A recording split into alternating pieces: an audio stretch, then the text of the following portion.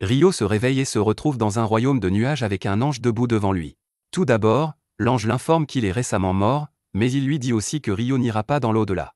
Pour faire court, ce maudit camion a encore frappé, alors maintenant Michael doit envoyer Rio dans un autre monde pour qu'il puisse commencer une nouvelle vie. D'après les informations que Michael possède, Rio ne recevra aucune mission ou tâche spéciale à accomplir dans le nouveau monde, il est donc libre de faire ce qu'il veut. Rio dit qu'il aimerait vivre une vie lente et relaxante, et Michael est d'accord avec ça, mais d'abord, il doit donner à Rio un aperçu de base du monde dans lequel il va se réincarner. C'est un monde magique appelé Phi, et environ 20% de la population peut lancer des sorts avec leurs éléments naturels. Cela dit, l'élément avec lequel Rio est le plus compatible est l'eau, et comme il a demandé une vie lente et relaxante, Michael a pris la liberté de préparer une petite maison avec un kit de démarrage et une barrière autour pour éloigner les monstres. Dans le cadre de son kit de démarrage, Michael a également préparé une maison de glace avec 2 mois de nourriture en stock, donc Rio n'aura pas à s'inquiéter de la faim pendant un moment. Il a aussi acheté un livre avec des descriptions détaillées de tous les monstres que Rio pourrait rencontrer dans la région. Cela sera utile lorsque Rio rencontrera finalement les bêtes de la forêt, mais pour l'instant, il veut essayer sa nouvelle magie. Il sort dehors et crie l'incantation « boule d'eau », faisant apparaître une sphère d'eau dans sa main, donc la magie semble beaucoup plus facile qu'il ne l'avait imaginé. Mais il peut aussi le faire simplement en pensant à une boule d'eau, donc l'incantation n'est pas vraiment nécessaire. Maintenant qu'il sait qu'il peut utiliser la magie, il se dirige directement vers le bain public et commence à remplir la baignoire d'eau, mais il réalise vite qu'il ne sait faire que de l'eau tiède. Il n'y a aucun moyen qu'il puisse profiter d'un bain qui n'est pas chaud, alors il sort et commence immédiatement à travailler sur un feu pour chauffer l'eau, mais malheureusement, il n'a aucune idée de comment allumer un feu comme ça. Il finit par abandonner et s'allonge sur le dos, mais ensuite il regarde le soleil et a une bonne idée. Rio prend un bassin et le remplit d'eau, puis il essaie de se concentrer pour comprimer l'eau tout en retirant la chaleur. Finalement, de la glace commence à se former, et après un peu plus de pratique, il est capable de façonner la glace en une loupe pour pouvoir utiliser le soleil pour allumer un feu. Il utilise ensuite ce feu pour chauffer un bain de glace, donc à la fin du premier jour, il peut enfin se détendre. Avec ce qu'il a appris en créant de la glace, il devrait être capable de créer de l'eau chaude tout seul s'il ajoute simplement de la chaleur à l'eau, donc il devra commencer à s'entraîner bientôt. Le lendemain matin, Rio prend son petit déjeuner lorsqu'il commence à penser à son avenir. Michael ne lui a donné que 2 mois de nourriture, donc il va devoir aller chasser pour reconstituer ses stocks. Cependant, il est presque sûr qu'un simple couteau ne suffira pas à affronter les monstres de la forêt, alors il décide de commencer à entraîner sa magie offensive. La première chose qu'il fait est d'essayer de tirer une boule d'eau sur un arbre, et ça marche comme prévu, mais une petite boule d'eau ne sera probablement pas très utile en combat. Cependant, il connaît un moyen de renforcer l'impact de l'eau, alors il forme une autre boule d'eau, mais cette fois il concentre toute l'eau en un seul point pour augmenter la pression. C'est une excellente idée en théorie, mais il n'est pas encore assez habile pour y mettre beaucoup de force, donc son jet d'eau équivaut à un pistolet à eau pour l'instant. Rio repense à quelque chose que Michael lui a dit avant sa réincarnation, la magie, c'est une question d'imagination, donc il doit avoir une image claire de ce qu'il essaie de faire et continuer à travailler jusqu'à ce qu'il s'améliore. Après quelques jours de pratique constante, les jets d'eau de Rio commencent à être corrects, mais ils sont encore loin d'être assez puissants pour tuer un monstre. De plus, Rio a aussi réussi à maîtriser la création d'eau chaude, donc il peut maintenant se préparer des bains chauds quand il veut, même s'il doit encore travailler sur le contrôle de la température. Le lendemain matin, il veut recommencer à travailler sur sa magie de glace, alors il sort et essaie de créer de la glace à partir de rien cette fois. Cela demande beaucoup d'efforts, mais il finit par réussir à invoquer de la glace à partir de rien, même si cela a pris 3 à 4 jours ouvrés pour se former, et il n'arrive pas à la lancer aussi facilement que l'eau. Jusqu'à présent, l'entraînement au combat ne s'est pas très bien passé puisqu'aucun des sorts qu'il a imaginés n'a été efficace, mais pendant les heures suivantes, Rio continue de s'entraîner autant qu'il peut jusqu'à ce qu'il s'effondre au sol, épuisé par la perte de mana. Il décide d'arrêter pour aujourd'hui, mais le lendemain matin, dès que son mana est récupéré, il recommence à s'entraîner. Cela devient la routine quotidienne de Rio pendant les semaines suivantes, et après tout son entraînement, il est maintenant capable de former de la glace instantanément, donc c'est une attaque viable maintenant. Avec son nouvel arsenal de sorts d'attaque enfin complet et ses réserves de nourriture presque épuisées, Rio se rend dans la forêt pour la première fois pour commencer sa chasse. Il repère immédiatement une paire d'empreintes d'animaux, alors il les suit jusqu'à ce qu'il arrive finalement à une rivière voisine. Pendant qu'il est là, il parvient à trouver du silex au bord de la rivière, et il peut l'utiliser pour allumer des feux en le frappant contre le tranchant de son épée. Pendant qu'il est là, il prévoit aussi de cueillir des herbes de détoxification au cas où il en aurait besoin, et soudain, il entend un grognement grave derrière lui. Lorsqu'il se retourne, il trouve un sanglier inférieur qui le fixe, et il est complètement paralysé. Le sanglier commence à charger Rio, mais c'est la première fois qu'il doit se battre pour sa vie, donc il a du mal à penser à ce qu'il doit faire. Juste au moment où le sanglier est sur le point de le frapper, il parvient à se ressaisir et saute sur le côté pour éviter de se faire piétiner, mais il ne semble pas que le sanglier en ait fini avec lui.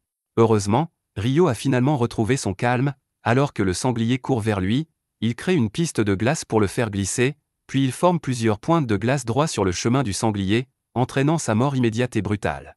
Après avoir préparé la viande de sanglier, Rio jette un coup d'œil au livre des monstres pour lire à son sujet, et apparemment, le sanglier inférieur est le monstre le plus faible que l'on puisse rencontrer dans cette forêt. Le livre entier est censé être un guide pour les débutants, donc la plupart des monstres qu'il contient sont assez basiques, mais il y a 2 pages supplémentaires à la fin du livre, qui semblent importantes. Une page parle des dragons et comment ce sont des créatures assez puissantes pour détruire des villes entières seules. Le livre recommande de fuir immédiatement s'il en rencontre un parce qu'il n'aurait aucune chance de le vaincre, bien qu'il ne pourrait probablement pas le distancer non plus, donc il ferait mieux de demander grâce. Il y a aussi une page ici qui parle de quelque chose appelé un démon, mais il n'y a pas beaucoup d'informations à ce sujet, donc tout ce que dit le livre est que si vous en rencontrez un, vous êtes condamné. Le lendemain, Rio part chasser à nouveau, mais alors qu'il ne faisait pas attention, il est soudainement attaqué d'en haut par un faucon assassin géant. Le faucon peut utiliser la magie du vent pour trancher sa proie, donc Rio est obligé de courir tout en créant des boucliers de glace pour bloquer le vent tranchant. Il sait à quel point les faucons sont difficiles à affronter, donc il préférerait ne pas se battre, mais il n'a aucun moyen de le distancer, donc sa seule option pour l'instant est de riposter. Il lève la main et commence à lancer ses jets d'eau, mais le faucon parvient à esquiver son attaque et plonge avec la magie du vent pour frapper Rio. Cependant, Rio réagit à temps pour créer un bouclier de glace, entaillant l'œil du faucon et le faisant s'écraser tête la première au sol. Quelques instants plus tard, le faucon reprend conscience, bien que son œil ait été définitivement endommagé, donc il s'envole pour battre en retraite. Mais avant de partir, il jette un dernier regard à Rio pour mémoriser son visage, parce que maintenant le faucon a une rancune personnelle contre lui. Rio est soulagé d'avoir survécu, mais ce n'est vraiment pas ce à quoi il s'attendait pour sa nouvelle vie relaxante. Pendant que Rio était poursuivi par le faucon, il a couru si loin qu'il s'est perdu dans la forêt jusqu'à tard dans la nuit, et alors qu'il essayait de retrouver son chemin vers la maison, il tombe sur un lac brillant avec un Dulahan debout au milieu, et il semble qu'il l'a repéré. Au fil du temps, Rio continue son entraînement, et maintenant il est capable de chasser et de conserver sa nourriture avec une relative facilité. Sa magie de l'eau est aussi devenue beaucoup plus puissante, lui permettant de créer des plaques de glace tranchantes et de les faire tomber avec une grande force en un instant. Son jet d'eau est aussi devenu assez puissant pour trancher facilement la roche solide, donc ses capacités de combat sont plutôt bonnes maintenant. Mais la magie de glace n'est pas le seul entraînement qu'il a fait récemment. Depuis ce jour où il a été repéré par le Dulahan, il est sorti dans la forêt tard chaque nuit pour l'affronter. Les cavaliers sans tête n'étaient pas du tout mentionnés dans le guide des monstres, donc ce n'est soit pas un monstre, soit c'est simplement trop avancé pour le guide des débutants. Quoi qu'il en soit, Rio prévoit toujours de le combattre, alors il charge avec son bâton de glace et commence à frapper. C'est plus une session d'entraînement qu'un vrai combat parce que le Dulahan surpasse Rio en force et en compétence, mais Rio fait toujours de son mieux pour bloquer les attaques du Dulahan avec ses boucliers de glace, bien qu'il finisse par être vaincu en quelques secondes. Le Dulahan n'a jamais dit un mot à Rio, mais pour une raison quelconque, Rio a l'impression qu'il a pris le rôle d'un professeur essayant de le mettre en forme. Juste à ce moment, le Dulahan lève son épée et utilise la magie de l'eau pour prolonger sa lame. Rio est surpris d'apprendre que le Dulahan peut aussi utiliser la magie de l'eau, mais après avoir démontré comment fonctionne l'épée, il la donne à Rio et marche sur le lac. Plus tard, Rio était parti chasser comme d'habitude quand il a été soudainement attaqué par le même faucon assassin que la dernière fois. Il ne se souvient pas qu'il était noir la dernière fois qu'il l'a vu, donc il suppose qu'il a dû travailler dur pour évoluer juste pour revenir pour une revanche. Le faucon plonge vers Rio et lance plusieurs coups de vent, donc Rio érige 5 couches de murs de glace pour se protéger. Cependant, depuis qu'il a évolué, les coups de vent du faucon sont si puissants qu'ils brisent instantanément tous les murs de glace de Rio, et maintenant il commence à être vraiment nerveux. Il commence à courir à travers le champ tout en érigeant des murs de glace pour bloquer les attaques, et quand il voit enfin une ouverture, il contre-attaque en lançant plusieurs pointes de glace. Cependant, le faucon a réussi à esquiver les pointes avec une soudaine explosion de vitesse, et ce n'est pas tout. Il ouvre la bouche et crie à une fréquence qui interfère avec la magie de Rio, donc tous ses boucliers de glace disparaissent, et il est pratiquement sans défense.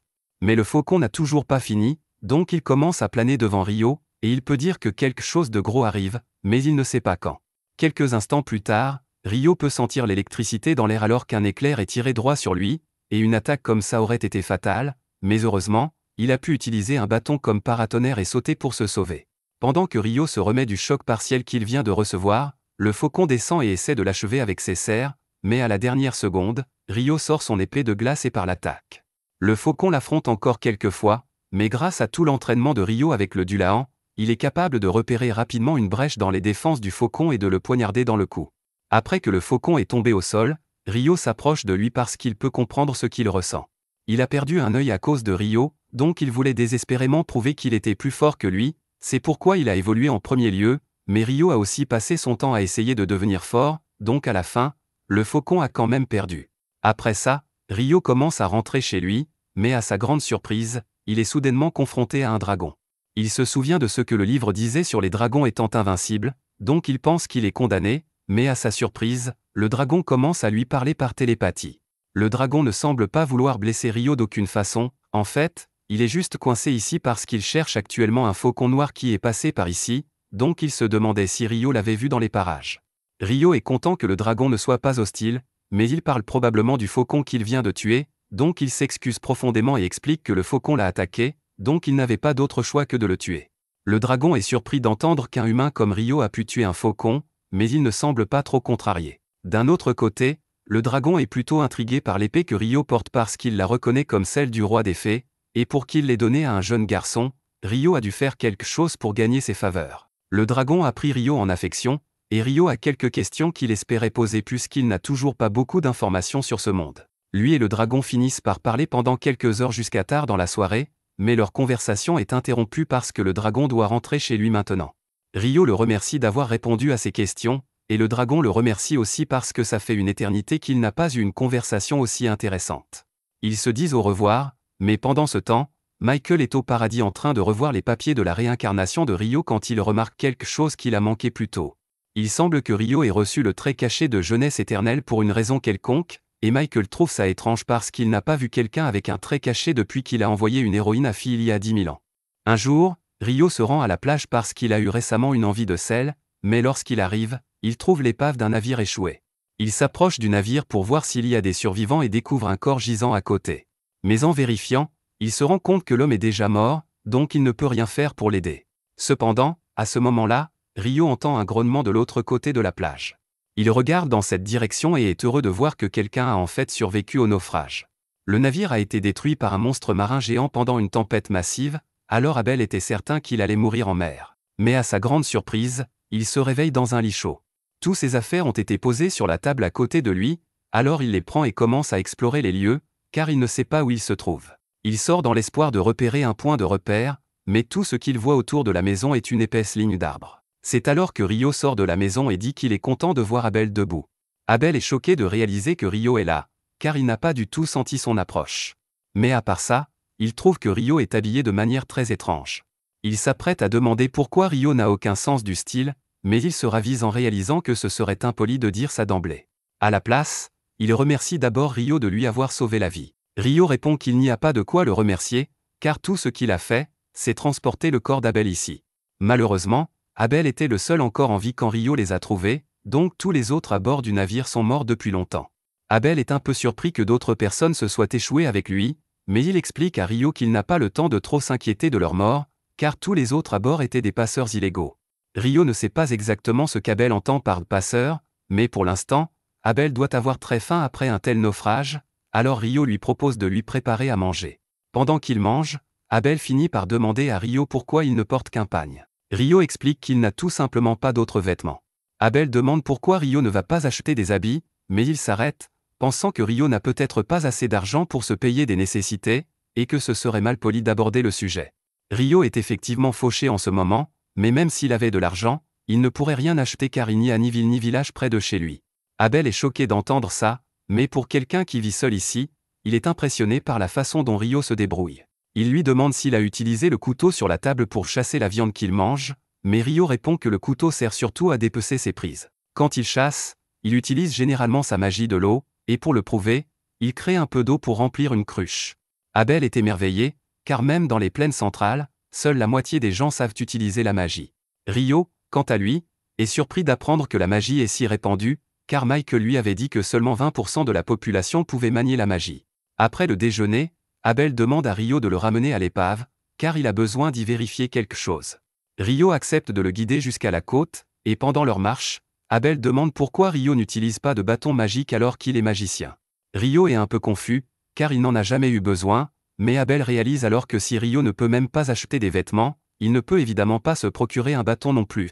Pour se faire pardonner sa maladresse, Abel propose à Rio de le laisser s'occuper de tous les combats s'il rencontre des problèmes en chemin. Rio essaie de lui dire que ce ne sera pas nécessaire, car il peut déjà gérer toutes les menaces de la forêt seul, mais Abel insiste, voulant contribuer à sa manière. Ils finissent par arriver à l'épave, mais à la surprise de Rio, tous les corps ont disparu.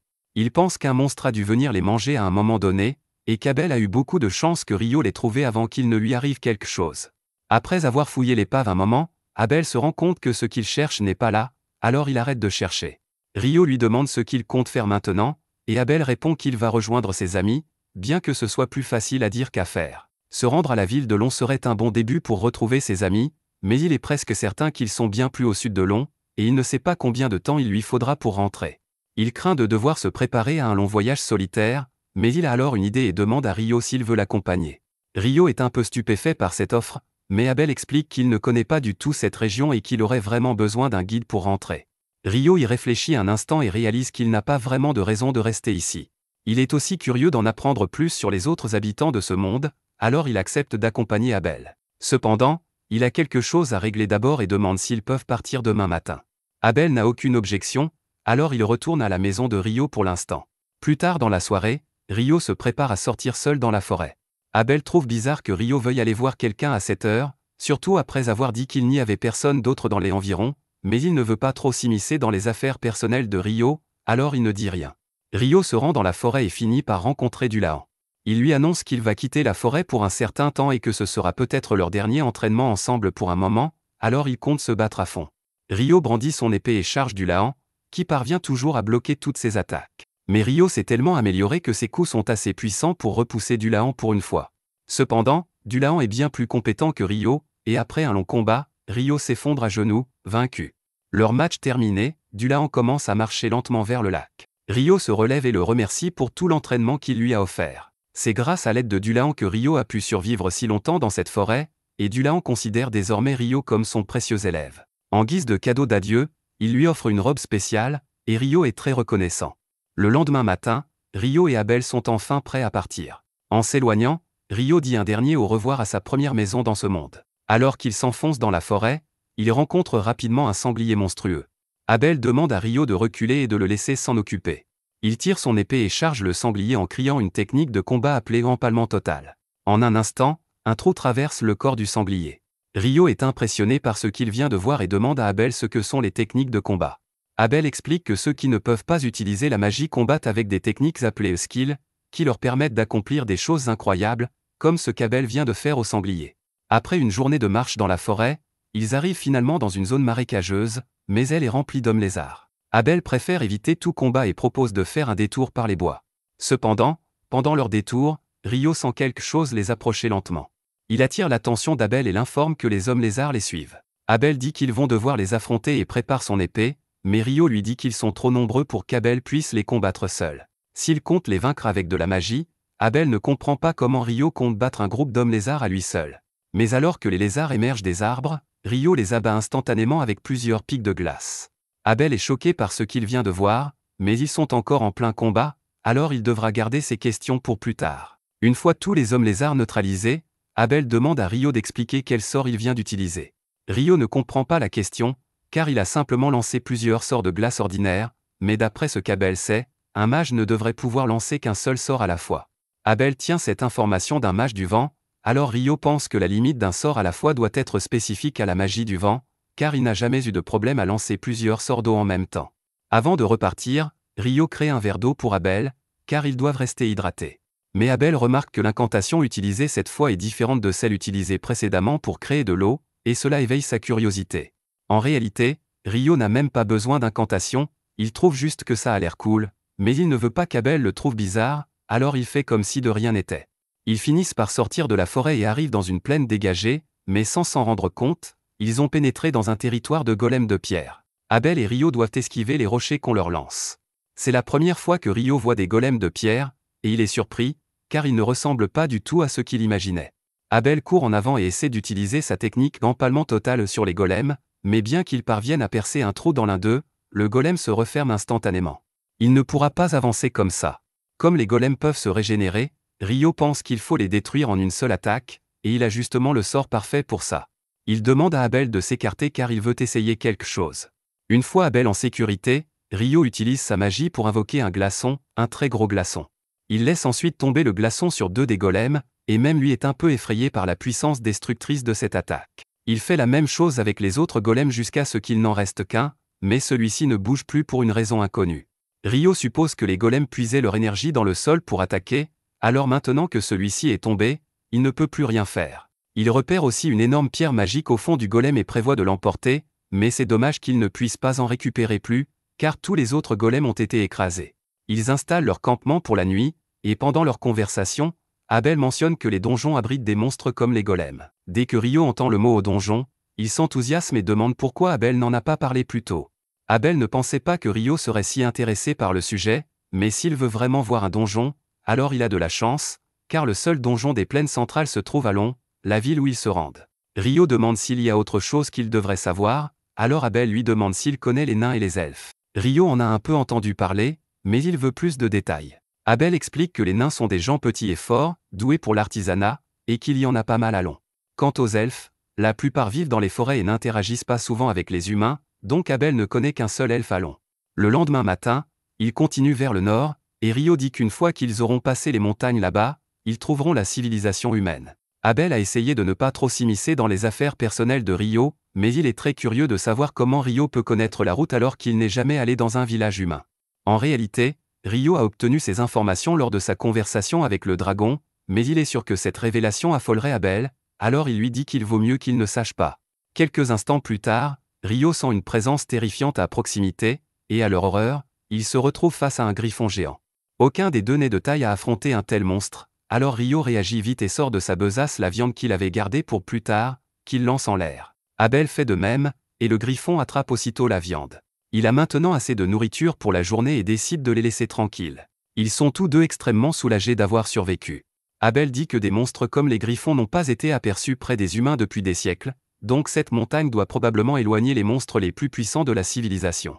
Mais si c'est le cas, alors il risque d'en rencontrer encore plus ici, et il semble qu'il ait raison, car peu après, il tombe sur un groupe de wyverns. Abel pense qu'il devrait faire un détour pour les éviter, mais cela prendrait trop de temps en montagne. De plus, même si le griffon était trop fort pour Ryo, il sait qu'il est assez puissant pour battre les wyverns. Il sort donc de sa cachette et utilise plusieurs lances de glace pour les abattre. Abel est stupéfait de la facilité avec laquelle ils les ont vaincus, car il faut habituellement 20 aventuriers pour venir à bout d'une wyvern, mais tant qu'il s'en sort indemne, il ne va pas se plaindre. Ryo et Abel continuent ensuite à travers la montagne, combattant les monstres sur leur passage, et finissent par atteindre l'autre côté.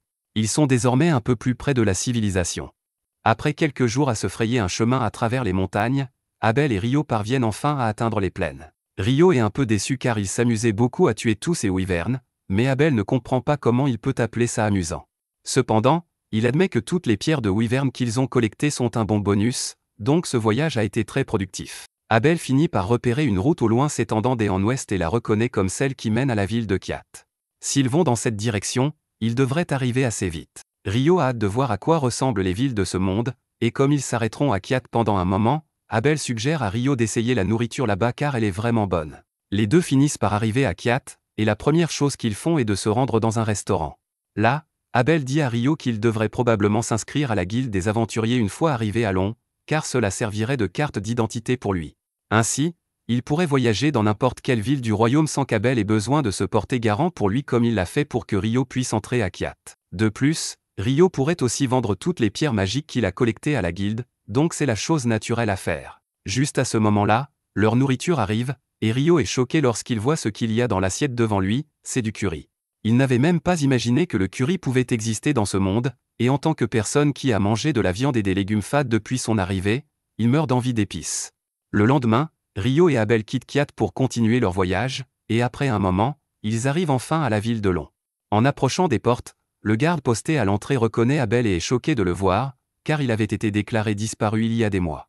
Abel dit que c'est une longue histoire, mais en gros, la seule raison pour laquelle il est revenu vivant est grâce à Ryo. Nimé serre chaleureusement la main de Ryo, reconnaissant qu'il ait sauvé son ami. Nimé est toujours en service, donc il n'a pas le temps de discuter correctement avec Abel, mais il lui demande où il se dirige. Abel répond qu'il va d'abord se rendre à la guilde, car tout le monde là-bas est probablement encore inquiet pour lui, et pendant qu'ils y sont, il compte inscrire Rio comme aventurier. Normalement, on commence comme rang F, mais avec la recommandation d'un aventurier de haut rang comme Abel, Rio devrait pouvoir commencer directement au rang D. Quoi qu'il en soit, quand ton rang est élevé, tu es autorisé à prendre des quêtes plus difficiles, et en retour, tu obtiens de meilleures récompenses, mais vu le nombre de gemmes de Wyvern que Rio a obtenues, Abel doute qu'il ait à s'inquiéter pour l'argent pendant un moment. Rio demande si les gemmes de Wyvern sont vraiment si précieuses, et selon Abel, elles le sont tellement que les vendre toutes d'un coup pourrait faire s'effondrer le marché, donc il va probablement devoir laisser le maître de guilde décider quoi en faire. Une fois arrivé, Abel entre, et dès qu'il est vu, tout le monde se rassemble autour de lui, car ils pensaient tous qu'il était mort. Il est clair qu'Abel est très populaire ici, et Rio ne veut pas gêner les retrouvailles d'Abel, donc il décide de sortir un moment. Il commence à se promener dans la ville quand, soudain, il tombe sur une elfe, et elle reconnaît sa robe comme étant une robe qui ne peut être obtenue que du roi des fées. Si Rio a reçu une robe, le roi des fées a dû vraiment l'apprécier. Elle trouve Rio intéressant et aimerait lui parler, mais elle a des affaires urgentes à régler, donc elle doit partir. Rio est sur le point de la suivre, mais à ce moment-là, Abel sort à sa recherche car il veut le présenter à tous les gens de la guilde. Abel dit à tout le monde que sans Rio, il n'aurait jamais pu rentrer chez lui. Les membres de la guilde sont tous très reconnaissants envers Rio pour son aide, donc ils lui réservent un accueil chaleureux, et Rio commence à se sentir bien ici. Après la présentation de Rio, Abel l'emmène au comptoir pour qu'il puisse s'inscrire, et pendant qu'ils sont là, il demande à la réceptionniste, Nina, s'il serait possible d'élever le rang de Rio à D avec sa recommandation. Nina est surprise d'entendre cela car Abel n'a jamais recommandé quelqu'un auparavant, mais Rio est plus que qualifié. Nina dit qu'il n'y aura pas de problème pour augmenter le rang de Rio, mais ils devront tout de même faire un test de force, donc Abel prévoit d'aller en parler au maître de guilde. Nina dit qu'ils peuvent attendre dans la salle de réunion pendant qu'elle appelle le maître de guilde, donc Rio et Abel s'assoient. Dès que le maître de guilde est informé qu'Abel est de retour, il se précipite dans la salle de réunion et est incroyablement soulagé de voir qu'Abel est toujours en vie et en bonne santé. Abel s'excuse d'avoir inquiété le maître de guilde à son sujet, mais Hugh est juste content de le revoir. Il remarque ensuite le jeune magicien debout au fond, donc Abel présente Rio comme le garçon qui lui a sauvé la vie. Quoi qu'il en soit, Abel mentionne qu'il espérait augmenter le rang d'inscription de Rio avec sa recommandation, et Hugh est d'accord avec ça, mais il devra tout de même confirmer la force de Rio avant de pouvoir autoriser toute promotion. Abel lui dit que ce ne sera pas un problème car Rio est bien plus fort qu'il n'y paraît, et comme preuve, il lui montre le sac rempli de pierres de Wyvern. Après avoir inspecté les pierres, Hugh confirme qu'elles appartiennent bien à des Wyvern, mais il commence à s'inquiéter car s'il y a autant de Wyvern dans la région, elles pourraient envahir le pays en un instant. Abel l'assure qu'il n'a pas à s'inquiéter car les Wyvern qu'ils ont rencontrés étaient au sud des montagnes maléfiques, donc elles ne viendront pas ici de sitôt. Rio est perplexe à l'évocation des montagnes maléfiques car il n'a jamais entendu parler de cet endroit auparavant, mais Abel explique que ce sont les montagnes qu'ils ont traversées pour arriver ici. Les montagnes maléfiques sont si dangereuses que même les aventuriers de haut rang ne s'en approchent pas, donc le fait que Rio et Abel aient traversé ces montagnes vivants est un exploit en soi. Abel demande si cela suffira à prouver que Rio est fort, et Hugh convient que Rio est définitivement qualifié pour la promotion. Juste à ce moment-là, les membres du groupe d'Abel arrivent car ils ont entendu la nouvelle qu'Abel était en vie et en bonne santé, donc ils ont dû venir le voir en personne. Abel s'excuse auprès de ses coéquipiers de les avoir inquiétés, et ils ont probablement beaucoup de choses à se raconter, donc Hugh dit qu'il les laissera utiliser la salle de réunion pendant qu'ils commencent les formalités pour la promotion de Rio. Hugh emmène Rio dans une autre pièce, et Nina arrive plus tard avec les documents pour l'inscription de Rio à la guilde. D'abord, ils doivent remplir son formulaire, donc Nina lui pose quelques questions sur sa classe, et Rio répond qu'il est magicien de l'eau. Il n'est jamais allé dans un donjon auparavant, donc Nina lui suggère de participer au cours d'entraînement dans les donjons qui a lieu tous les mois. Rio semble vraiment excité à l'idée de voir un donjon en personne, donc il accepte de s'inscrire au cours d'entraînement. Nina lui dit que le cours commence dans 2 jours à 9 h, et Rio est surpris, il ne s'attendait pas à ce que les gens de ce monde utilisent les mêmes unités de temps que celles qu'il connaît. Ensuite, Nina demande à Rio de poser sa main sur un cristal pour compléter son inscription, et quand il le fait, toutes ces informations sont enregistrées sur une carte de guilde. Cette carte de guilde sera désormais la pièce d'identité de Rio, et maintenant qu'il est officiellement inscrit, il sort pour retrouver Abel. Il demande à Abel ce qu'il veut faire maintenant, et il dit qu'il compte acheter à Rio de nouveaux vêtements et un bâton pour lui montrer sa reconnaissance. Rio apprécie le geste, mais il n'a jamais vraiment eu besoin d'un bâton. La plupart des mages ont besoin de bâtons pour utiliser leur magie, mais pour Rio, il est parfaitement capable de lancer des sorts sans. De plus, il utilise une épée pour le combat rapproché de toute façon, donc son bâton ne ferait que le gêner. Plus important encore, Ryo a quelques questions qu'il aimerait poser à Abel. Ils passent quelques heures à discuter, et Ryo découvre que ce monde utilise un système de 24 heures par jour comme sur Terre, avec 7 jours par semaine et 30 jours par mois.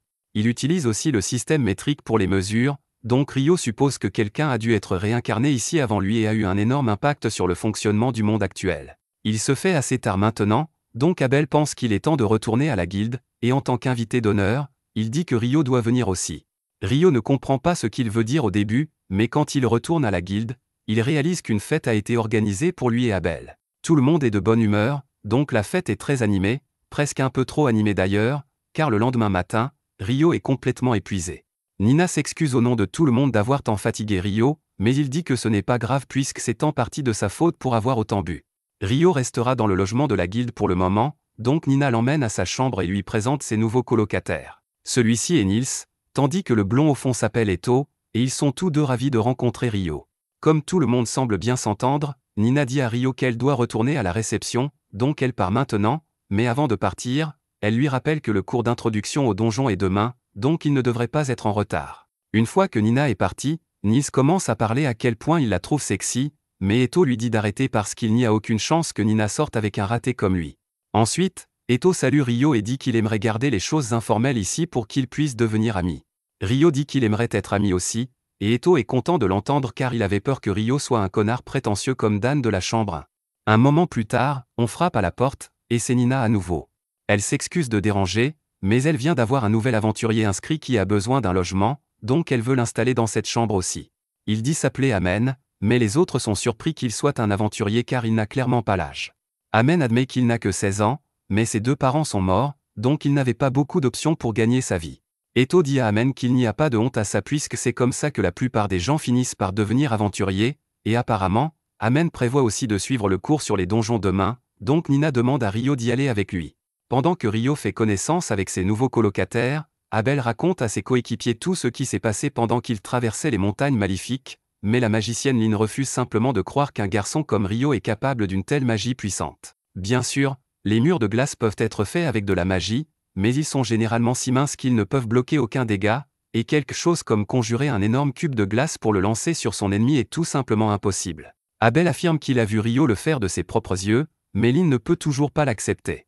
Une telle puissance va à l'encontre de tous les fondamentaux de la magie qu'elle a étudiée toute sa vie, et elle devient de plus en plus furieuse à l'idée qu'un gamin soit bien plus puissant qu'elle, mais Abel est toujours confiant qu'il sait ce qu'il a vu. D'après ce qu'Abel a décrit, la seule autre personne avec des capacités similaires à laquelle ils peuvent penser serait le célèbre magicien Inferno. Le magicien Inferno est un héros légendaire capable d'anéantir des milliers de soldats impériaux avec un seul incantation et de réduire les wyverns en cendres en un instant.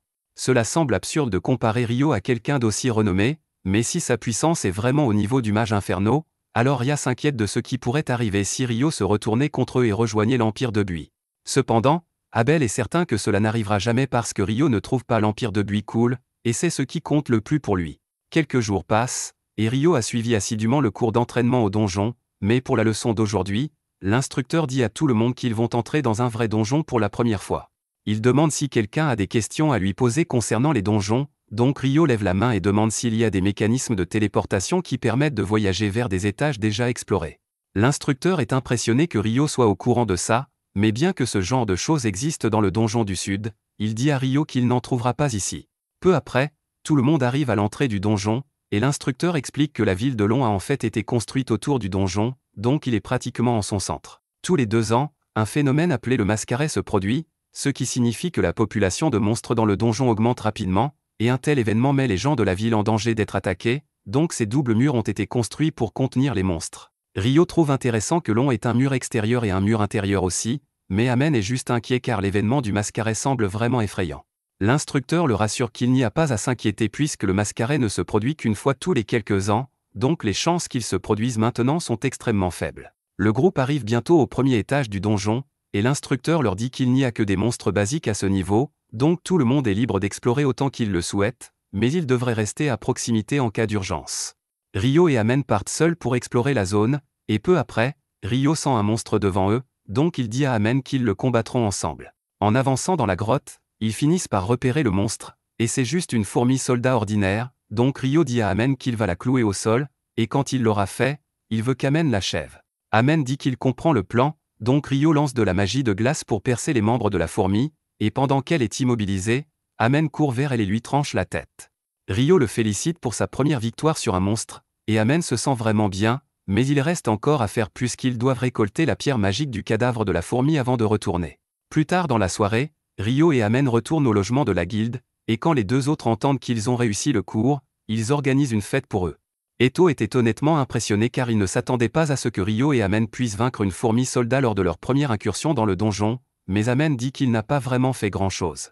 C'est Rio qui a immobilisé le monstre pour lui, mais Rio dit qu'Amen mérite au moins un peu de crédit car c'est lui qui a porté le coup final.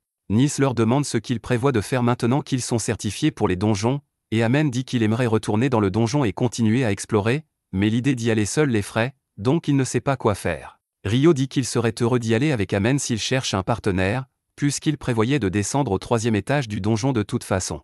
Quelque chose à propos de cette fourmi étant au 1er étage intrigue Rio, car d'après ce que l'instructeur a dit, il ne devrait y avoir que des chauves-souris à cet étage. Juste à ce moment-là, Abel apparaît derrière Rio et lui dit que les fourmis creusent parfois des tunnels jusqu'au 1er étage, donc ce n'est pas impossible d'en voir une là-haut. Rio est un peu surpris car il ne s'attendait pas à voir Abel aujourd'hui, mais Nils et Eto, quant à eux, sont complètement ébahis car Abel est très célèbre ici. Nils est particulièrement nerveux car il dit qu'Abel a toujours été son héros, donc il se présente et demande à lui serrer la main.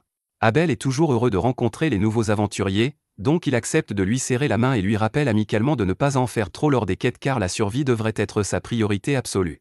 Rio demande à Abel ce qu'il fait ici à cette heure de la nuit, donc il explique que lui et son groupe viennent juste de revenir d'une quête particulièrement longue, donc ils sont là pour faire un compte-rendu au maître de guilde sur ce qui s'est passé.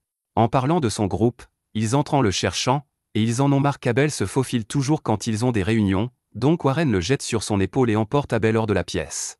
Rio trouve ça amusant, mais ensuite il remarque Lynn qui le fixe comme si elle avait un compte à régler, même s'il la connaît à peine. Ria dit à Lynn d'arrêter d'être effrayante et de se dépêcher puisqu'ils doivent encore aller parler au maître de guilde, et elle s'excuse ensuite auprès de Rio d'avoir interrompu leur conversation, mais Rio dit que ça ne le dérange pas vraiment.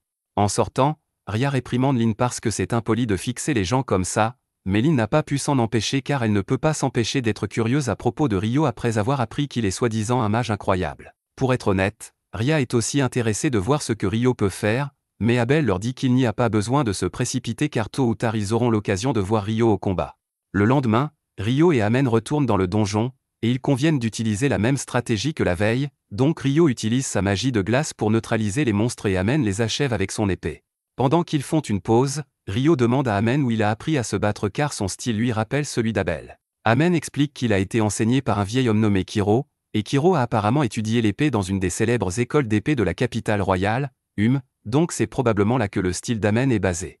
Rio trouve ça sympa et efficace, mais il remarque qu'Amen se fatigue beaucoup quand il l'utilise, donc il pourrait avoir besoin de travailler un peu plus son endurance.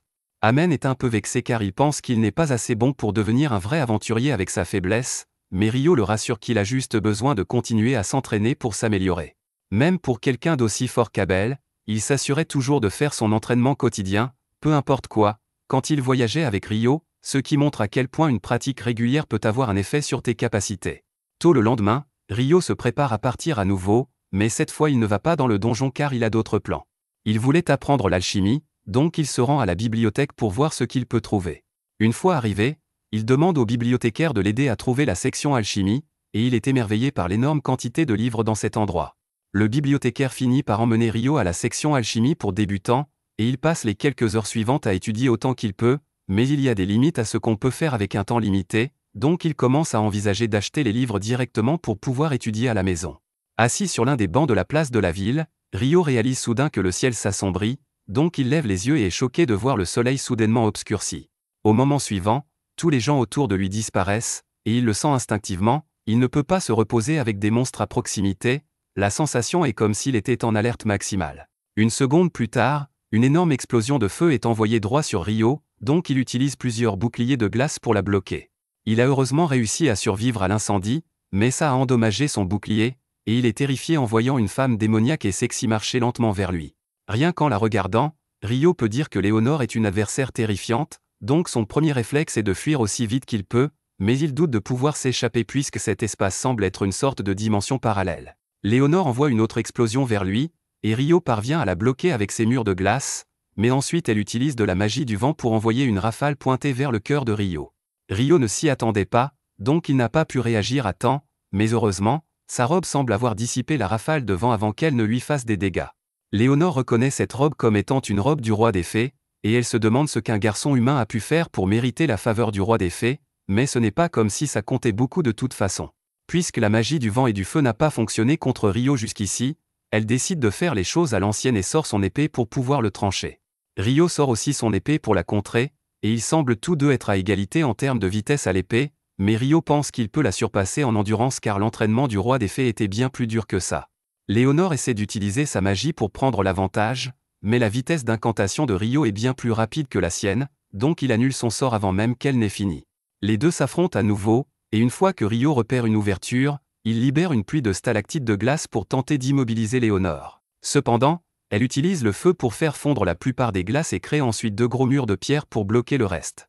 Malheureusement pour elle, les pierres n'étaient pas assez solides pour arrêter les jets d'eau pressurisés de Ryo, donc elle est prise au dépourvu et se fait un peu trancher.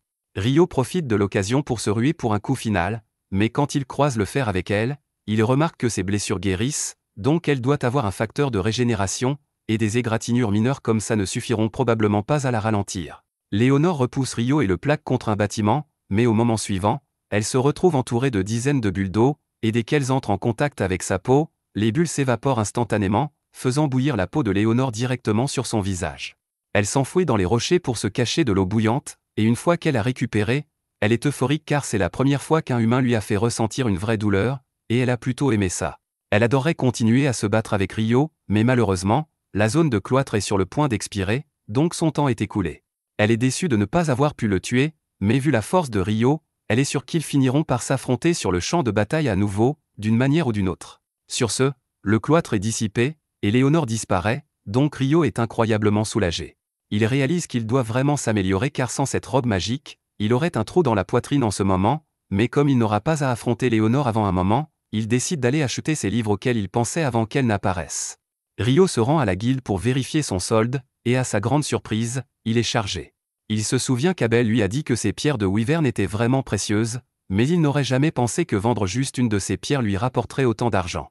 On dirait qu'il n'aura pas à s'inquiéter de gagner de l'argent pendant un moment, donc il décide de retourner dans sa chambre pour la journée, mais il est surpris de voir que les autres ne sont pas encore rentrés. Il entend ensuite du bruit dans l'arrière-cour, donc il va vérifier et voit Nils, Eto et Amen battus au sol et entourés par 5 gars. Nils maudit Dan pour les avoir pris en embuscade comme ça, mais Dan lui dit moqueusement qu'un aventurier doit toujours être alerte, donc c'est la faute de Nils s'il s'est fait prendre. D'ailleurs, Dan n'a aucune raison de faire ça, il est juste un connard par amour du jeu, mais Ryo n'apprécie pas qu'il s'en prenne à ses amis comme ça, donc sans avertissement, il utilise sa magie de glace pour assommer 4 des gars présents, laissant Dan tout seul. Il demande à Dan s'il va s'enfuir maintenant qu'il n'a plus de soutien, mais Dan suppose que Ryo doit être nul en combat rapproché puisqu'il est mage, donc il envoie un coup de poing, et Ryo le fait rapidement vomir son déjeuner aussi. Maintenant que Dan a été réglé, Ryo va vers ses amis et offre à Eto une potion de soin pour qu'il puisse utiliser sa magie de guérison sur les autres. Même s'il s'est fait agresser, Nils se sent mal de s'être laissé battre par Dan, mais Ryo lui dit que ce n'est pas de sa faute puisqu'il devait être épuisé d'avoir fait des incursions dans le donjon avec Amen toute la journée. Quoi qu'il en soit, comme il est tout aussi épuisé qu'eux, Ryo suggère qu'ils aillent tous se détendre dans un bain chaud, et pendant qu'ils y sont, Eto utilise sa magie de guérison pour soigner la blessure de Ryo. Heureusement, il n'y a pas d'os cassé, mais il peut dire que l'attaque avait beaucoup de force derrière elle, donc ça aurait été mauvais si ça avait touché son cœur. Ryo lui dit que l'attaque visait en fait son cœur, mais il a juste réussi à esquiver assez pour la rediriger vers son épaule, bien que ça ait quand même vraiment fait mal. Les autres sont choqués d'entendre que Ryo a failli se faire battre alors qu'ils savent à quel point il est fort, donc ils lui demandent contre quoi il a pu se battre. Ryo dit que c'est une longue histoire, donc il leur racontera plus tard, mais pour l'instant, il veut juste se détendre. Le lendemain, Eto, Amen et Nils retournent dans le donjon, et après avoir éliminé un gobelin archer au 5e étage, Nils suggère qu'ils rentrent pour la journée. Ça ne fait pas longtemps qu'ils sont là, mais les gobelins archers ne sont pas censés apparaître au 5e étage, donc il a un mauvais pressentiment. De plus, ils ont déjà gagné plus qu'assez d'argent pour aujourd'hui, donc il ne veut pas prendre de risques inutiles, et c'est une bonne chose qu'ils aient décidé de faire demi-tour ici car plus bas dans la grotte, il y avait un monstre qui les aurait complètement détruits s'ils l'avaient rencontré, surtout que Ryo n'est pas là. En parlant de Ryo, il est actuellement à l'extérieur de la ville car son combat contre Léonore lui a fait réaliser à quel point il doit s'améliorer. En termes de vitesse d'incantation, Ils étaient à égalité, mais Léonore pouvait bouger bien plus vite que lui grâce à sa magie du vent, donc il doit travailler sur sa vitesse de déplacement. Cependant, Rio ne pouvait pas utiliser la magie du vent, donc il va devoir trouver une alternative. Le meilleur sort auquel il peut penser pour servir de propulsion est son jet d'eau puisqu'il l'utilise pour une meilleure mobilité sous l'eau, mais il ne l'a jamais utilisé pour se déplacer sur Terre auparavant, donc il n'est pas sûr de comment s'y prendre. Pour commencer, il forme de la glace sur le sol, puis il génère plusieurs jets d'eau le long de son dos, mais ça bouge à peine son corps, donc son premier test se solde par un échec. Il décide d'essayer avec plus de jets d'eau la prochaine fois, mais pour l'instant, il veut retourner à la bibliothèque pour en apprendre plus sur l'alchimie et les démons. Pendant ce temps, Lynn est occupée à chercher dans tous les livres de sorts qu'elle peut trouver car elle cherche quelque chose de similaire à ce sort de cube de glace géant qu'Abel a dit avoir vu Rio utiliser, mais même les livres de sorts interdits n'en parlent pas. Si Rio a vraiment réussi ça, alors ça doit être un sort original, mais un sort comme ça nécessiterait une quantité incroyable de mana, donc elle trouve toujours difficile de croire que Rio ait pu le faire si facilement. Juste au moment où elle remet le livre, l'elfe de tout à l'heure, Syrah, entre, et elles semblent être de bonnes amies, donc elle demande ce qu'elle fait ici. Lynn explique qu'elle essayait juste de localiser un sort dans un des livres de sorts, mais elle n'a pas trouvé ce qu'elle cherchait. Syrah dit qu'elle est désolée d'entendre ça, et elle adorerait aider Lynn à chercher, mais elle vient juste de revenir d'une mission à la capitale royale, et elle est en retard pour une réunion importante. De retour à la guilde, les garçons vont au comptoir pour donner un rapport à Nina sur leur exploration du donjon aujourd'hui. Nina est surprise de les voir revenir si tôt puisqu'ils passent généralement beaucoup plus de temps dans le donjon, mais Eto lui dit qu'il y a en fait une raison pour laquelle ils sont rentrés tôt. Il lui montre la pierre magique qu'ils ont obtenue, et après l'avoir inspectée, Nina confirme qu'elle appartient bien à un gobelin archer. Un gobelin archer apparaissant au 5e étage est pratiquement inédit, donc elle se précipite pour informer le maître de guilde, mais avant de partir, elle remercie les garçons pour les précieuses informations. Une fois que le maître de guilde entend la nouvelle, il est tout aussi choqué que Nina car les gobelins archers ne sont pas censés apparaître avant le 10e étage, donc en rencontrer un au 5e étage signifie que quelque chose ne va vraiment pas. Le maître de guilde demande à Nina combien de groupes de haut rang sont encore à Long en ce moment, et pour l'instant, les seuls disponibles sont le groupe d'Abel, Crimson Sword, et un groupe de la White Brigade, donc le maître de guilde demande à Nina de les appeler ici pour qu'il puisse leur annoncer la nouvelle en personne. Peu après, Abel et les autres arrivent à la guilde en réponse à la convocation du maître de guilde, mais Abel n'est pas exactement ravi car il a entendu que la White Brigade va être là aussi, et il déteste devoir parler à leur leader. Une fois arrivé, Abel voit le leader de la White Brigade, Phelps, déjà assis, donc il lui adresse un salut poli, et maintenant que tout le monde est là, le maître de guilde les informe qu'il les a appelés parce qu'il aimerait qu'ils enquêtent sur la récente occurrence étrange dans le donjon. Très récemment, un groupe de nouveaux aventuriers a affirmé avoir rencontré un gobelin archer au 5e étage. Abel lui demande s'il est certain qu'un gobelin archer est vraiment apparu si haut, et le maître de guilde dit qu'il a déjà reçu une preuve irréfutable, donc les informations sont correctes. C'est pourquoi il veut engager les deux groupes pour enquêter sur le donjon afin de vérifier les signes du grand mascaret. Cela fait 10 ans depuis le dernier, donc il y a de bonnes chances qu'un autre mascaret se produise bientôt, et ils doivent être préparés. Les deux groupes seront payés 100 pièces d'or à l'avance et 200 à leur retour, mais le but de cette mission est simplement d'enquêter, pas de combattre, donc s'ils trouvent des preuves du mascaret, ils doivent retourner à la surface immédiatement et l'informer. À partir de là, le maître de guilde fermera les doubles murs autour du donjon jusqu'à ce qu'ils reçoivent des renforts des chevaliers régionaux. Le maître de guilde a déjà obtenu la permission du seigneur local pour ça, mais il doit encore inspecter le donjon pour prendre des mesures, donc il leur demande s'ils sont prêts à accepter la mission. Abel et Phelps acceptent tous deux au nom de leur groupe, donc l'enquête est prévue pour demain matin. Le lendemain, Rio se réveille tôt car il prévoit d'aller à la bibliothèque nord de la ville pour en apprendre plus sur l'alchimie. Eto lui dit que la bibliothèque nord n'est accessible qu'aux personnes de rang D et plus, mais ça ne posera pas de problème à Rio. Bien qu'Amen se souvienne avoir entendu des rumeurs que les textes interdits de cette bibliothèque ne sont accessibles qu'au rang B ou plus, donc Rio ne pourra pas y avoir accès. Peu après, Rio arrive à la bibliothèque nord, et la sélection de livres ici est encore plus grande que celle de la bibliothèque sud. Cet endroit est si grand qu'il va probablement avoir besoin d'aide pour trouver les livres qu'il cherche, mais les gens le regarderaient bizarrement s'il se mettait soudain à parler de démons. Juste au moment où Rio monte un escalier, il tombe sur Syrah, et ils sont tous deux surpris de se voir ici. Pendant ce temps, près du donjon, les membres de Crimson Sword et de la White Brigade se sont tous rassemblés devant les portes pour se préparer à l'enquête, mais juste au moment où le maître de guilde s'apprête à les ouvrir, Abel l'arrête car il a un mauvais pressentiment. Il demande à Lynn d'utiliser la magie du vent pour scanner la première couche du donjon avant d'entrer, et quand elle le fait, elle trouve plus d'une centaine de monstres postés juste à l'entrée, ce qui signifie que le mascaret a déjà commencé. le maître de guilde déclare l'état d'urgence et émet une demande pour que tous les aventuriers disponibles se rendent au donjon et se préparent au combat car ils vont avoir besoin de toute l'aide possible. Pendant ce temps, de retour à la bibliothèque, Syrah se présente à Rio, et elle est ravie d'avoir pu le revoir. Elle demande à Rio ce qui l'amène à la bibliothèque aujourd'hui, et il est sur le point de dire qu'il veut faire des recherches sur les démons, mais il réalise que ça semblerait bizarre, donc à la place, il dit qu'il veut apprendre l'alchimie. Syrah est intriguée puisque l'alchimie est un sujet difficile, donc Rio lui dit que son objectif est de construire un golem un jour, bien qu'il ne soit pas pressé. Construire un golem est un véritable exploit, et malheureusement, autant que Syrah sache, il n'y a pas de livre sur la fabrication de golems ici, mais elle sait où Rio peut trouver des livres pour commencer son apprentissage de l'alchimie. Elle propose même de lui faire visiter puisqu'elle connaît bien cette bibliothèque. En chemin, Syrah demande à Rio s'il aime lire des livres, et il dit qu'il les adore, mais il n'a pas été près de livres depuis longtemps, donc il n'a pas eu beaucoup d'occasion de lire. Syrah rit un peu parce que la façon dont Rio a dit ça donne l'impression que ça fait des décennies qu'il n'a pas vu un livre, ce qui est un peu vrai, mais il ne veut pas tout expliquer, donc il change de sujet et commence à parler de ce qu'il trouve cool que Syrah soit une elfe. Syrah admet que c'est rare de trouver une elfe vivant dans des établissements humains, donc elle peut être considérée comme un peu étrange, mais si rien d'autre, rester dans la ville l'a amenée à rencontrer Rio, donc elle ne changerait rien. Pendant que Rio et Syrah continuent leur promenade tranquille dans la bibliothèque, toutes les portes du donjon sont verrouillées, et tous les aventuriers disponibles ont été postés sur les murs en anticipation de la menace imminente. Peu de temps après, les portes principales du donjon s'ouvrent violemment, et des centaines de gobelins en sortent, donc les aventuriers commencent leur attaque et tirent des centaines de flèches pendant que les mages lancent autant de boules de feu que possible. Ce sera une bataille d'usure, donc dès que quelqu'un est blessé, il est retiré de la formation pour être soigné et pouvoir continuer à se battre, mais avec autant de gobelins ici, le maître de guilde commence à s'inquiéter qu'il ne puisse pas les repousser. Phelps dit à tous les membres de son groupe de s'assurer de conserver leur énergie, et Abel rappelle à Lynn de ne pas utiliser trop de magie car ils ne peuvent pas risquer qu'elle manque de mana trop tôt.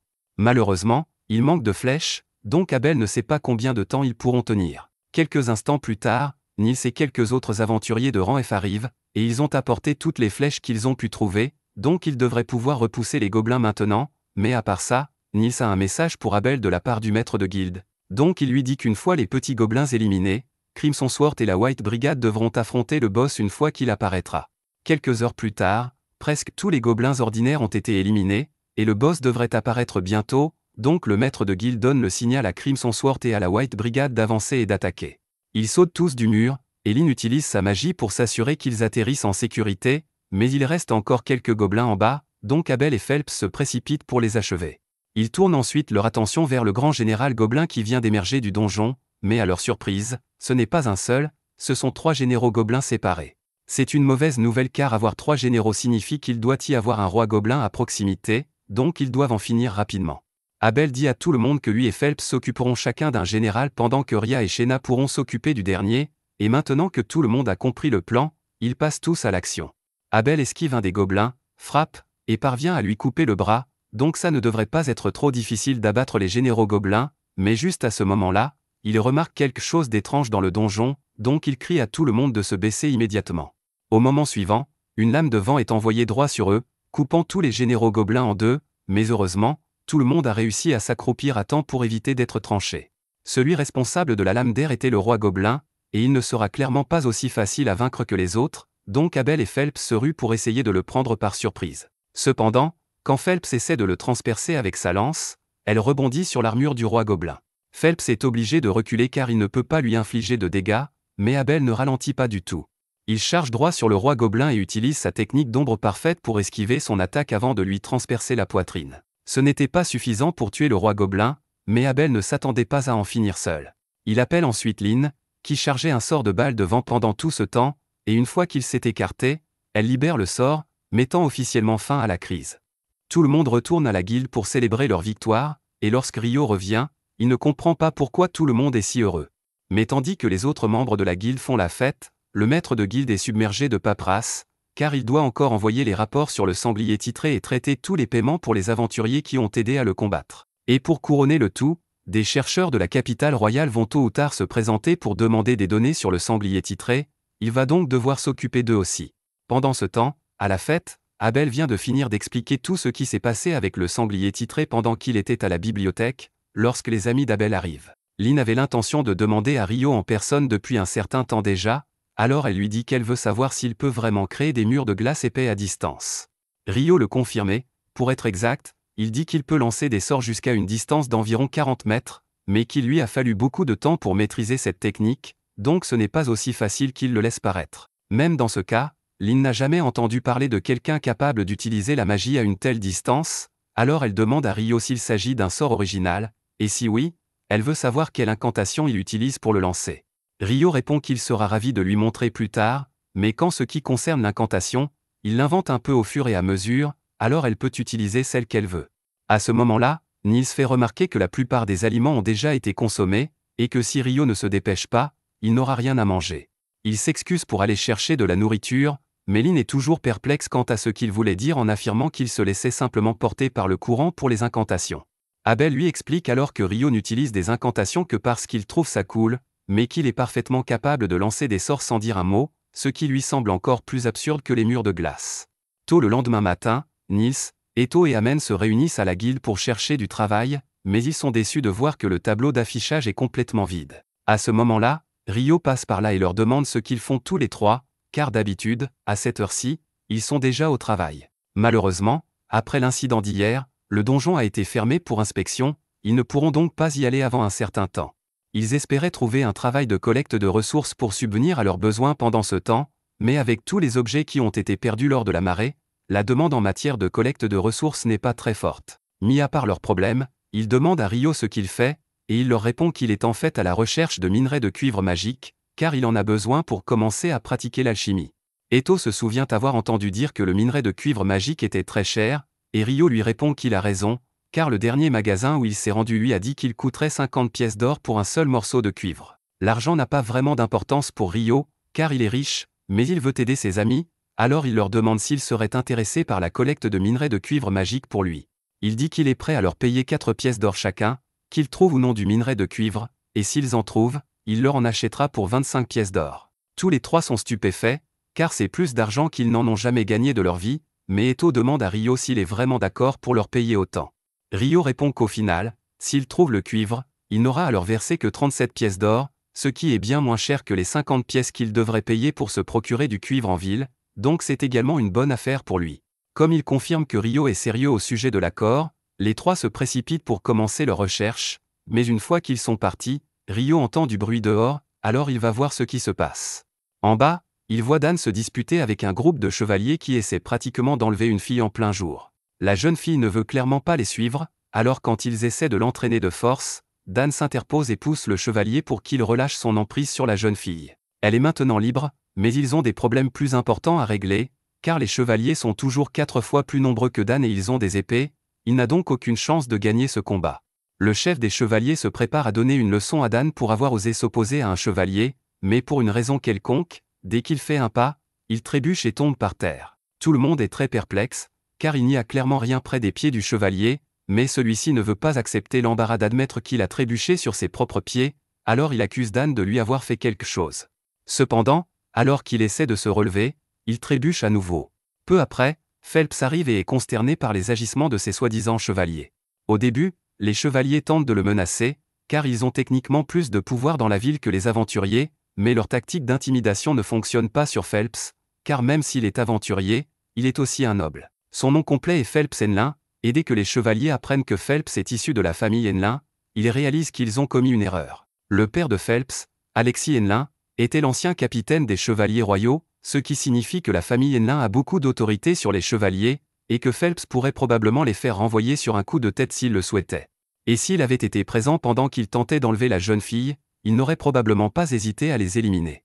Mais pour l'instant, tout ce qu'il sait, c'est qu'il s'apprêtait à s'en prendre à Dan, alors il leur crie dessus, les traitant de honte pour la chevalerie, et leur dit de dégager avant qu'ils ne changent d'avis et ne les laissent partir. Une fois les chevaliers partis, Phelps lève les yeux vers Ryo, car il a remarqué ce qu'il a fait tout à l'heure. Il avait déjà entendu Abel dire que la magie de Ryo était extraordinaire, mais la voir de ses propres yeux était tout de même incroyable, car il n'avait jamais vu personne utiliser la magie à une telle distance ou avec une telle précision. Bien sûr, il n'a pas l'intention de dire à qui que ce soit que c'est Ryo qui a fait glisser ses chevaliers royaux, car cela causerait des ennuis à Ryo, mais il apprécie vraiment que Ryo soit intervenu pour aider, car il se sent personnellement responsable d'avoir laissé des gens aussi pourris devenir chevaliers royaux. Plus tard dans la soirée, Rio déjeune à la taverne quand Abel arrive par hasard. Il est rare qu'il sorte sans le reste de son groupe, alors Rio suppose immédiatement qu'Abel doit se rendre dans le quartier rouge après cela. Abel panique et dit à Rio d'arrêter de parler avant que les gens ne l'entendent. Grâce à ses talents de déduction, Rio en déduit qu'Abel ne veut pas que les gens pensent qu'il est le genre de personne à fréquenter le quartier chaud, et qu'il doit donc avoir des vues sur quelqu'un. Au début, il pense qu'il s'agit peut-être de Lynn, mais Abel lui dit qu'il se trompe, car Lynn est déjà amoureuse de Warren. Dans ce cas, Rio en conclut qu'Abel doit avoir le béguin pour Ria et panique encore plus en essayant de le nier, mais cela ne fait que confirmer les soupçons de Rio. Mis à part le béguin d'Abel, Rio lui demande ce qu'il fait vraiment dehors tout seul ce soir. Techniquement, il se rend dans le quartier chaud, mais pas pour les raisons habituelles, et comme Rio est là, il aurait vraiment besoin de son aide. L'un des enquêteurs du donjon envoyé à Lon est un vieil ami d'Abel, et il a été assigné à des chevaliers royaux pour assurer sa protection pendant son séjour en ville. Malheureusement, ces gardes sont les mêmes que Rio a repérés plus tôt, et de nombreux rapports font état de crimes odieux qu'ils auraient commis en profitant de leur position de chevalier. Abel a entendu dire qu'ils se trouvaient dans le quartier des plaisirs ce soir, et qu'ils allaient forcément causer des problèmes à un moment ou à un autre, alors il veut les arrêter avant que quelqu'un ne soit blessé. Alors qu'il marche, Rio remarque deux aventuriers en train de discuter, mais il a déjà rencontré tous les aventuriers de la ville et il ne reconnaît pas ces deux-là.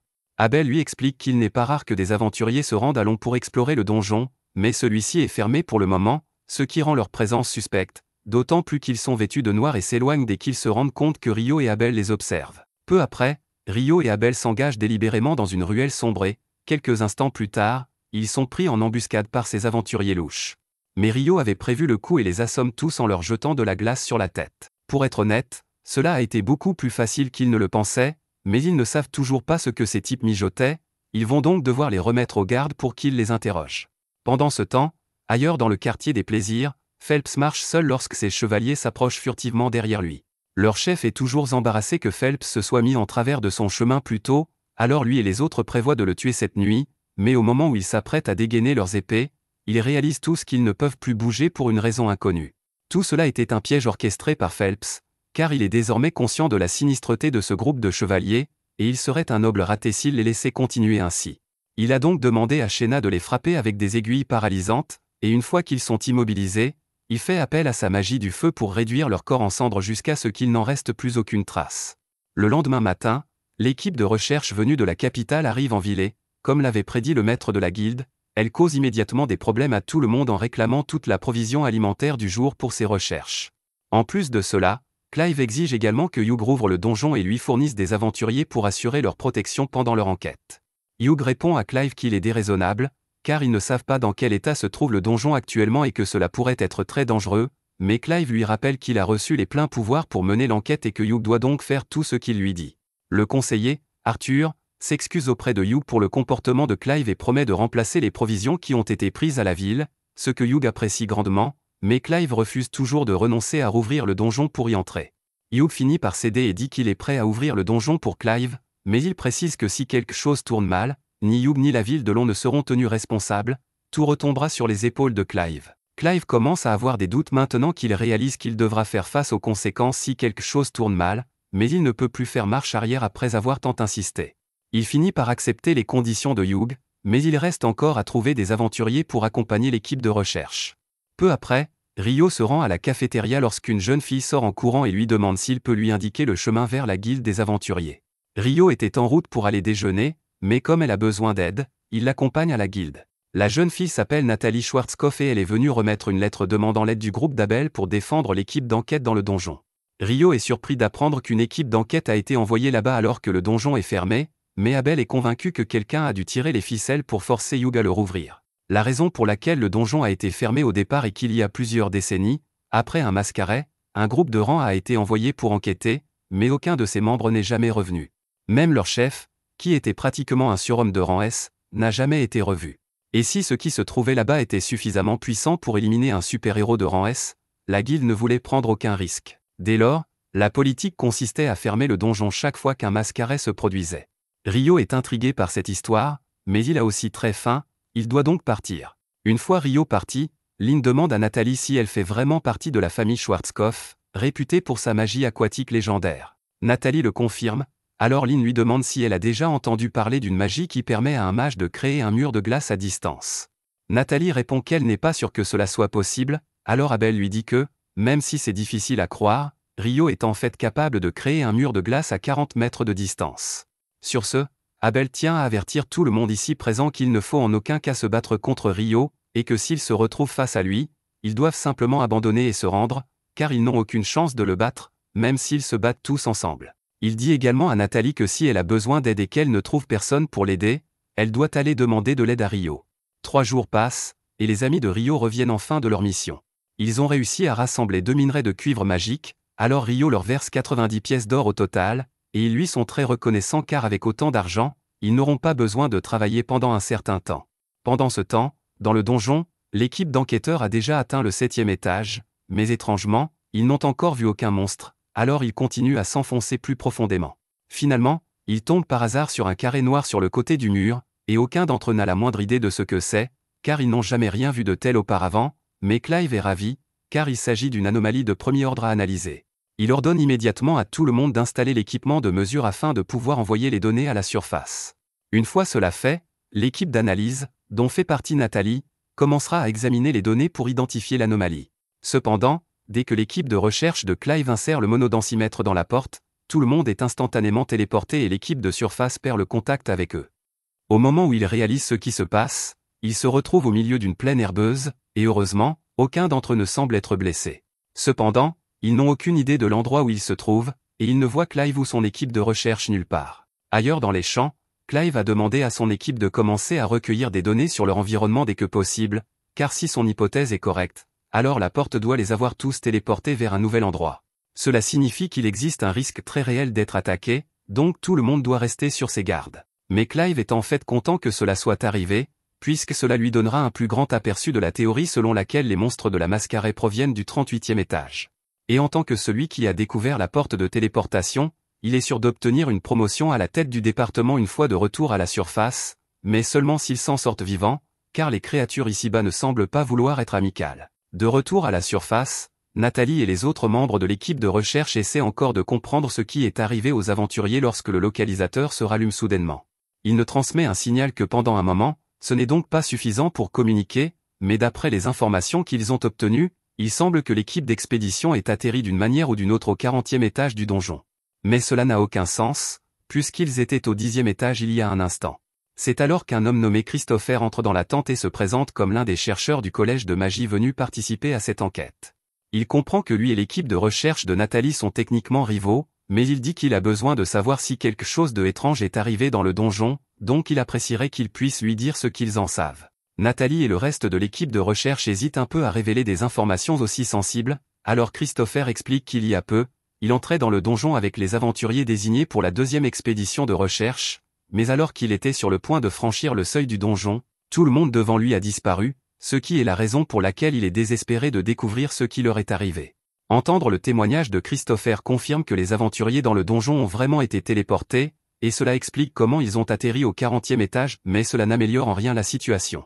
À l'heure actuelle, l'endroit le plus loin qu'un aventurier ait exploré dans le donjon est le 38e étage, et il est dit qu'à partir de cet étage, il serait difficile même pour un groupe de rang A de survivre, sans parler de tous les groupes de rang C et D qui se sont joints.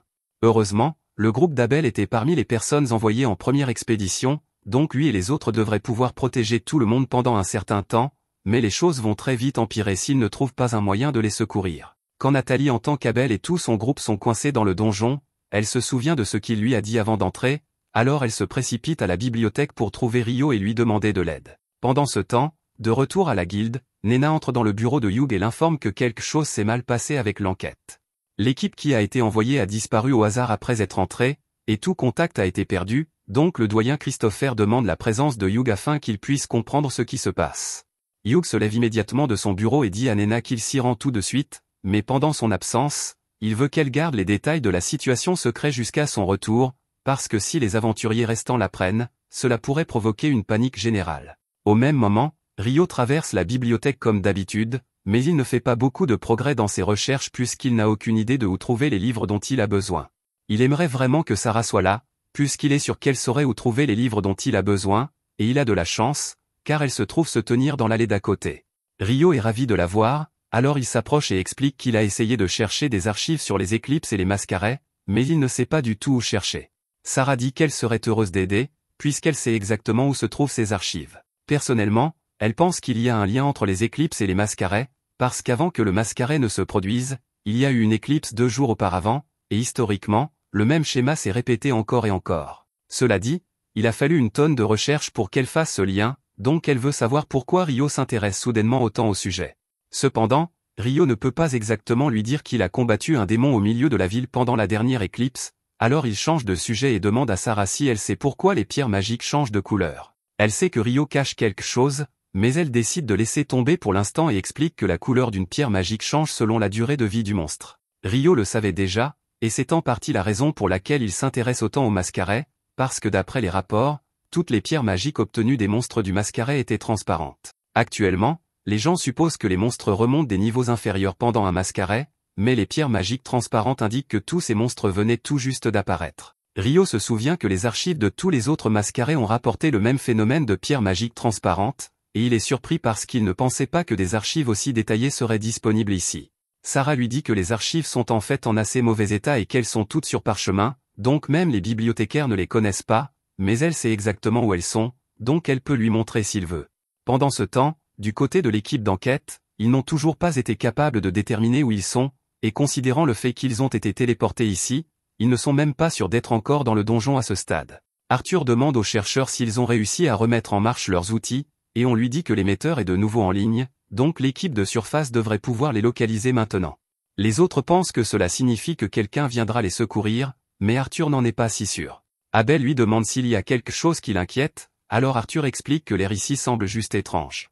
S'il devait le décrire, c'est similaire à la sensation que l'on ressent lorsqu'on est à l'intérieur du sort Sanctuary Square, et ce sort est la défense ultime, donc il peut dévier toutes les attaques magiques et physiques. Si cette zone est similaire à cela, alors cela signifie qu'ils ont été piégés à l'intérieur d'une sorte de barrière pour les couper du monde extérieur. Abel commence à comprendre la gravité de la situation, alors il demande à Lynn d'utiliser son sort de sonde pour rechercher dans la zone quoi que ce soit de notable. Lynn le fait, et sa magie les détecte un large groupe des personnes à environ 500 mètres de distance.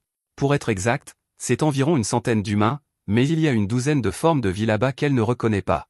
C'est certainement étrange, mais pour l'instant c'est leur seule piste, alors ils se dirigent dans la direction du groupe. Pendant ce temps, de retour à la surface, Hugh vient d'être informé que l'équipe d'enquête a été téléportée au 40e étage et Hugh ne peut pas croire à quelle malchance c'est, parce que même s'il devait rassembler chaque aventurier de la ville pour une mission de sauvetage, il ne pourrait jamais descendre aussi loin. En plus de cela, ils ne sont toujours pas sûrs de ce qui a causé la téléportation en premier lieu, donc Christopher dit qu'il serait trop risqué d'envoyer qui que ce soit là-bas dans l'état actuel des choses. Ils vont juste devoir attendre et prier pour que l'équipe d'enquête soit en sécurité, mais quand on jette un œil à l'équipe, ils sont tous sauf en sécurité. Le feu de l'enfer s'abat sur l'équipe de recherche de Clive, et bien que certains mages aient pu lever des boucliers à temps pour se défendre, beaucoup n'ont pas eu cette chance. Clive a du mal à comprendre comment les choses ont tourné ainsi, mais il est certain d'une chose, ces créatures qui les attaquent correspondent à la description des démons que Clive a lus une fois, et s'ils sont vraiment aussi terrifiants que le mentionnent les archives, alors ils sont foutus. Un groupe d'aventuriers charge en avant pour essayer de prendre les démons par surprise, mais ils sont tous taillés en pièces en quelques secondes, et ceux qui parviennent à survivre finissent par être réduits en cendres. Le groupe d'Abel arrive bientôt sur les lieux, et ils sont horrifiés par ce qu'ils sont en train de voir, parce que c'est un massacre sanglant. Rhea jette un regard au monstre et réalise que ce sont des démons, alors elle avertit tout le monde que, selon les archives, les démons sont les ennemis des dieux et des anges, et ils sont bien plus forts que n'importe quel humain ordinaire, donc en vaincre un n'est pas une mince affaire. Ils ont tous des questions sur pourquoi des démons seraient dans un endroit comme celui-ci, mais Arthur dit qu'ils peuvent y penser plus tard, parce que pour l'instant ils doivent sauver l'équipe de Clive. Il ordonne à tous les mages de se préparer pour une attaque en tenaille, donc alors que Clive et ses hommes sont sur le point d'être submergés, une barrage de javelots magiques transperce les 3 démons qui les attaquent. Les mages spamment toutes les attaques à distance qu'ils connaissent sur les démons, et le nombre incroyable de sorts semble percer leur défense, mais il reste encore beaucoup de démons, donc Arthur ordonne à tout le monde de se préparer à lancer un autre barrage. Les démons essaient de contre-attaquer avec leurs boules de feu, mais les mages avaient déjà un bouclier de préparé, donc ils sont capables de lancer leur attaque sans interruption. Vu la tournure des événements, Arthur pense qu'il serait possible de gagner s'ils pouvaient maintenir ce rythme, mais les mages ont une mana limitée à utiliser, donc ils vont probablement manquer de mana avant que tous les démons ne soient vaincus. Quand cela arrivera, Abel et les autres vont devoir prendre le relais, donc il dégaine son épée, et alors qu'il regarde le champ de bataille, il repère un démon qui semble particulièrement menaçant. Il dit à son équipe de charger en file indienne derrière Warren, et alors qu'il traverse le champ, il les protège de toutes les flammes. Une fois qu'ils sont assez proches, Abel commence à abattre les démons, et Lyn et Rhia commencent à lancer des sorts pour les transpercer.